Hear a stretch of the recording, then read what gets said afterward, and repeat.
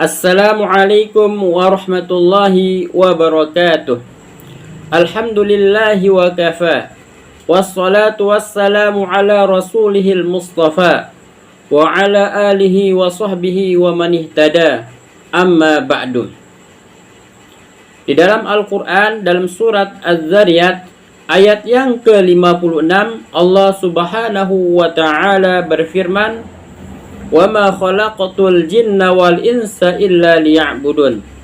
Dan tidaklah aku menciptakan jin dan manusia melainkan hanya untuk beribadah kepadaku. Insyaallah pada kesempatan ini kita akan belajar mengenai nikmat Allah subhanahu wa ta'ala atau kelebihan yang diberikan oleh Allah subhanahu wa ta'ala kepada bangsa jin. Di dalam Al-Quran dan hadis-hadis sahih ada sebagian nas yang menunjukkan keterangan tentang beberapa kekuatan atau kemampuan yang diberikan oleh Allah subhanahu wa ta'ala kepada hambanya, yaitu bangsa jin. Nikmat yang pertama adalah yang kita akan bicarakan, Allah memberikan kecepatan gerak kepada bangsa jin. Dalilnya yaitu kisah Nabi Sulaiman alaihissalam.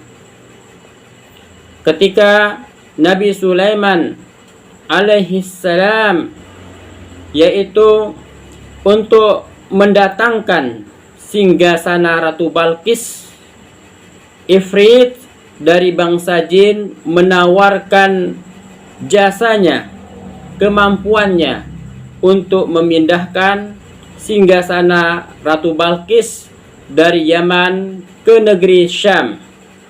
Itu terjadi sebelum Nabi Sulaiman berdiri dari tempat duduknya.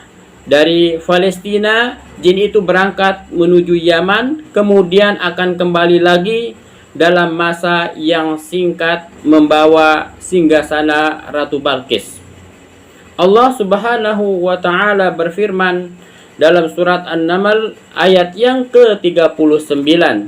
Qala ifritun minal jinni ana atika bihi qabla an taquma min maqamik wa inni alaihi laqawiyyun amin. Berkata Ifrit dari golongan jin, aku akan datang kepadamu dengan membawa singgasana itu kepadamu sebelum kamu berdiri dari tempat dudukmu. Sesungguhnya aku benar-benar kuat untuk membawanya lagi dapat dipercaya. Kemudian dalil yang kedua adalah dalam surat As-Saffat ayat yang ke-10.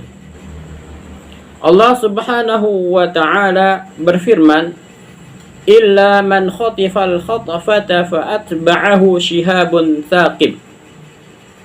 Akan tetapi barang siapa di antara mereka yang mencuri-curi pembicaraan, maka ia dikejar oleh suluh api yang cemerlang. Meskipun api seperti meteor itu cepat, kadang bisa mengenai bangsa jin yang mencuri-curi berita itu, tapi juga kadang tidak mengenainya. Kecepatan gerak yang dimiliki bangsa jin berbeda-beda di medan yang berbeda-beda, seperti terbang, sebagaimana dalilnya tadi dalam surat As-Saffat ayat 10. Bahkan dalam menyelam dalam air, sebagaimana disebutkan dalam firman Allah subhanahu wa ta'ala, qala Allah ta'ala wasyayatina kulla banna'in wa ghawwasin. Kami tundukkan pula kepadanya syaitan-syaitan, semuanya ahli bangunan dan penyelam. Al-Quran dalam surat As-Sad ayat yang ke-37.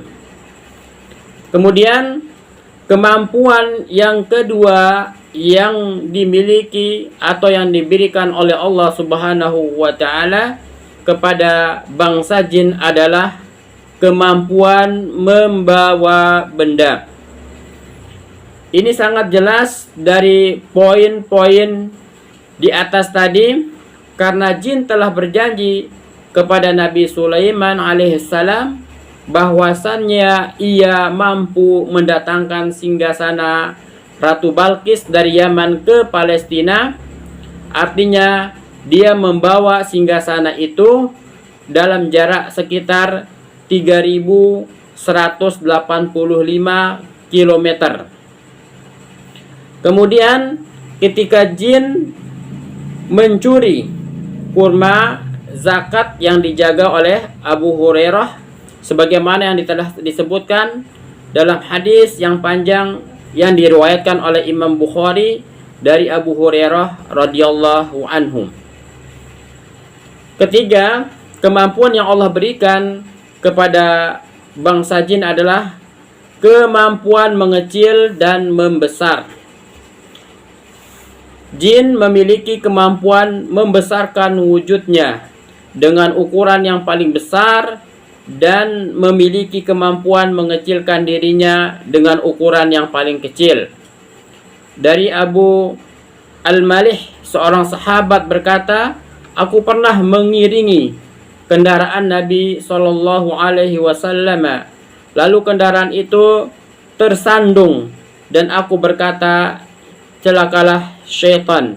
Nabi Shallallahu Alaihi Wasallam bersabda, "Jangan ucapkan celakalah syaitan, sebab apabila engkau mengatakan itu, dia akan menjadi besar hingga seperti rumah, dan dia akan berkata, dengan kekuatanku aku akan merasukinya.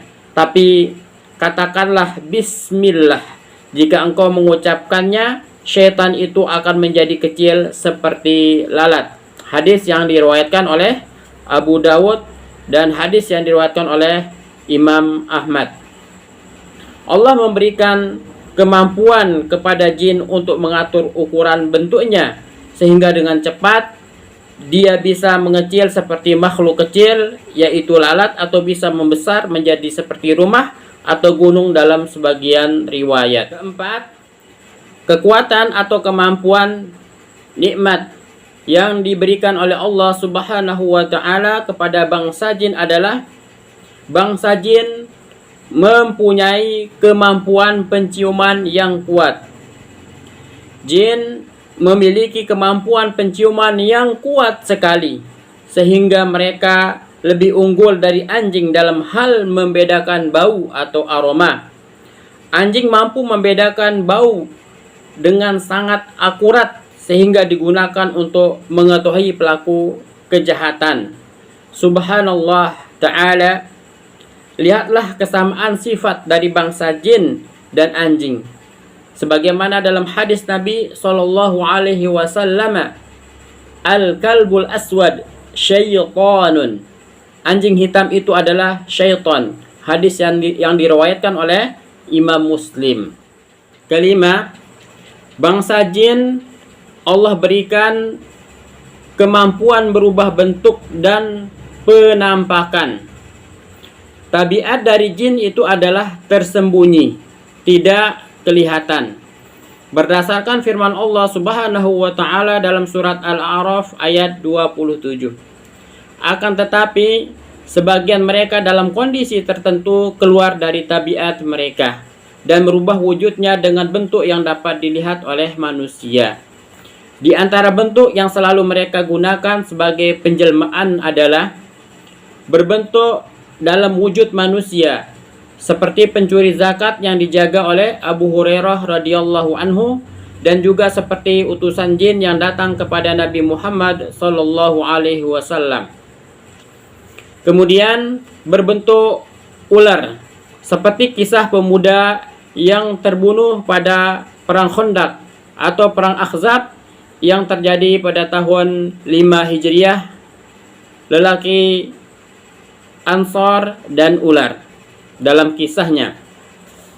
Kemudian bangsa jin bisa berubah dalam bentuk anjing, khususnya anjing hitam, sebagaimana hadis yang telah disampaikan.